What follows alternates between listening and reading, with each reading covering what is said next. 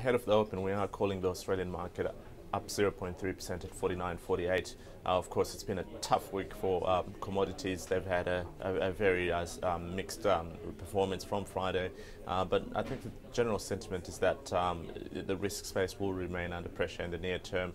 Of course, gold managed to trade back above 1400 after having struggled for a couple of weeks. That should support some of the local gold names today. We'll probably expect to see Newcrest enjoy a minor bounce off those lows at around $17. But what the main question is, what happens when it starts trading back into that $20 mark, which seems to have been a key support level in the past and could turn out to be a significant resistance for the stock.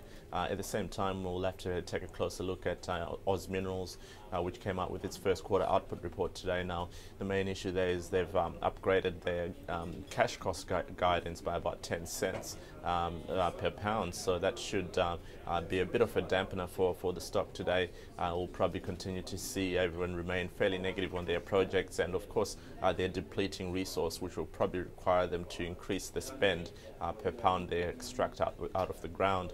Now, at the same time, we've got Billabong, which is reported to be looking to give the final details of its takeover tomorrow. They've been going through a due diligence process for a while now, and of course with accountants going through their books, everyone's just a bit skeptical that they might find further cobwebs that might see another downgrade to its takeover price. Of course, at the moment it's at about 60 cents, but the stock's trading at a significant discount, trading at about 48 cents on Friday.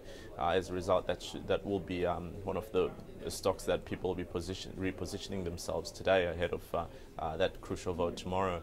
We'll have a close look at some of these iron ore names like Fortescue, which has been range bound between $3.50 and $4 for a few weeks now. Of course, it had a big jump as everyone grew overly bullish on some of the resource names of the past few months, but this has since changed, and Nev Power came out. He's still quite optimistic on iron ore. He's still got a focus on that $138 to $140 per ton mark for the price of iron ore, so that should be pretty good for Fortescue going forward. A lot of investors see it as good value to investors in the medium to long term.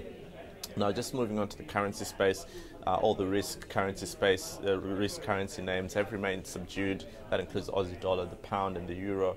Of course, we heard from Christine Lagarde just saying a 3-speed recovery is not enough for the global economy.